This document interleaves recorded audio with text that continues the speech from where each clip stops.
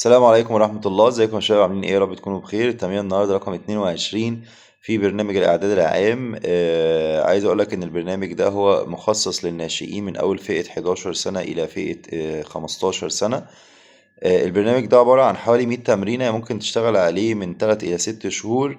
بيكون مركز فيه على الدريلات، مركز فيه على التكنيك، ازاي ترفع مستوى المتدربين اللي معاك من مبتدئين لمحترفين. البرنامج ده تدريبي مش تعليمي.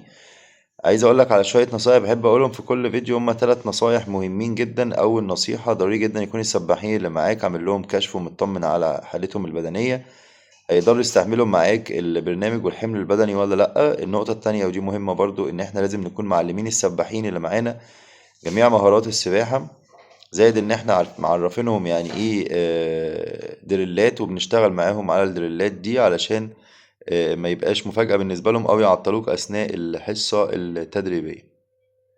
رقم 3 ودي نقطة برضو مهمة، ان احنا لازم نعمل استرتشات دراي لاند، احماء قبل التمرين.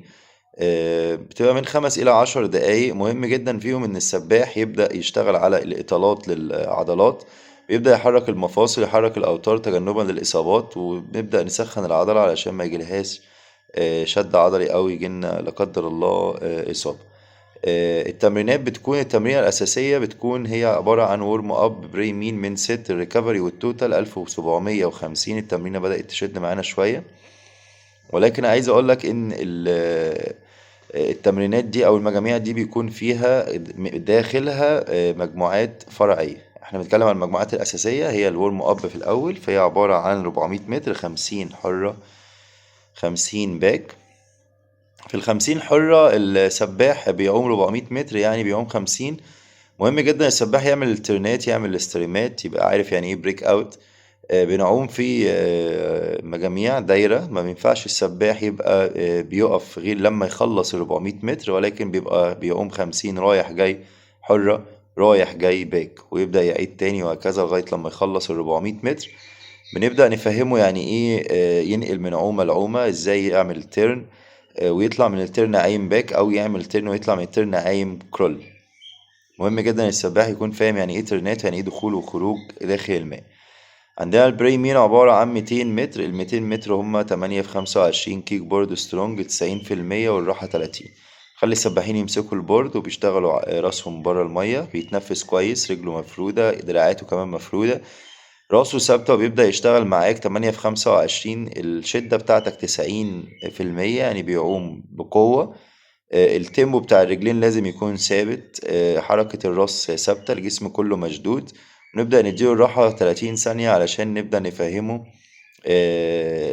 نأكد له مهارة ونصحح له معلومة ونثبت له لا قدر الله لو في خطأ ولا حاجة بنصلح الخطأ ده.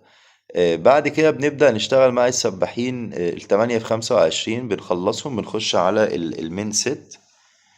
المين سيت النهاردة عبارة عن 400 فري ستادي بيس 90%، والريست من 20 ل30.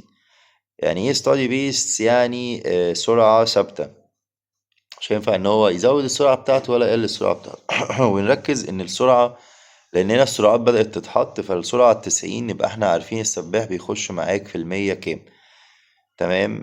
بس ال400 مش دريك. ال400 عبارة عن 4 مجموعات او 4 ميات. المية الاولى هو طبعا لا بيعوم ال400 دريك، ولكن في المية الاولى بيعوم 100 فري بريس ايفنج every 3 ستوك، يعني كل 3 نفس في المية الاولى. المية التانية كل 5 نفس. المية التالتة كل 7 كاتشات نفس. المية الرابعة كل 9 كاتشات نفس. يعني السباح بياخد كاتش بنفس ويبدأ يعد كاتش 2 3. في التالت بياخد نفس. بالنسبة لل5 نفس الكلام، بالنسبة لل7 لل9. فاحنا ليه فردي؟ علشان النفس يكون متوزع يمين وشمال. بعد كده عندنا 2 في 200 اي ام كيك، اللي هي المتنوع رجلين، 25 سترونج و25 ايزي. يعني في المتنوع 250 على كل عومة، عايمين 50، كلها ضربات رجلين، مش كامل. 50 على كل عومة. يعني السباح بيبقى رايح وسط دولفين قوي، مفيش جلايد، وهو راجع ايزي الجلايد مثلا 3 سكند. الشدة بتاعتك 85، فمركز في التكنيك، والراحة 40. السباح هو رايح بيروح مثلا وسط دولفين زي ما قلت لك وراجع وسط دولفين برضو، بس رايح قوي وراجع ضعيف او ايزي بالراحه يعني. الباك نفس الكلام، رايح ضربات رجلين باك قويه، راجع ضربات رجلين خفيفه. بالنسبه للبريست، البريست مفيش في السترونج مفيش جلايد غير مثلا نص عده، اما في الايزي فممكن الجلايد يوصل معاك لثلاث عدات. في رجلين الكرول او الحر نفس الكلام. الريست 40 بنفهم السباح الأخطاء اللي عنده، لو عايم كويس بنعرفه إن هو عايم كويس، خليه يركز أكتر. وبنبدأ نعيد ال200 دي مرة كمان. طيب عندنا بعد كده السبرنتات، يعني التمرينة بيبقى فيها قوة شوية. 6 في 25 فري ويز دايف فاست 100%، والريست 40 ثانية.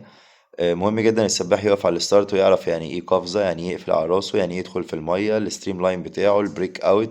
كاتشات تبقى سريعة جدا، الفينش بتاعه يبقى قوي، والراحة بتاعته 40 ثانية. 100%، يعرف يفرق بين 100% والتسعين والخمسة وتمانين والخمسة وسبعين. يعرف يفرق بين الإيزي والسترونج والأول أوت، يبقى فاهم يعني إيه تكنيك، يعني إيه دريلز، يعني إيه ستروك. الريكفري عندنا عبارة عن 200 متر ايزي تشويز، السباح يختار العومة اللي هو بيحبها أو بيستريح فيها، بس طبعا مش عومة الدولفين ولا عومة البريست. فضل ان هو يعوم باك، دبل باك، يعوم كرول، ايزي. المهم ان هو يريح فيهم، ما يبقاش عايم بقوة، علشان النفس يرجع طبيعي والنبض يرجع طبيعي، ونقلل من عملية الإصابات أو حدوث إصابات أو التقلص أو الشد العضلي.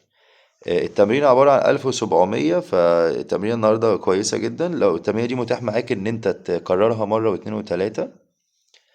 في نقطة برضه مهمة جدا أحب أتكلم فيها كل مرة، إن السباح لازم يبقى واخد التمرينة دي وفاهم يعني إيه شدة. المفروض إن حضرتك تقيس للسباحين، احنا وصلنا للتمرينة 22، فممكن تبدأ تقيس للسباحين من أول التمرينة اللي جاية إن شاء الله. تعرف قياساتهم في ال50 وفي ال100 وفي ال200 عاملين إزاي.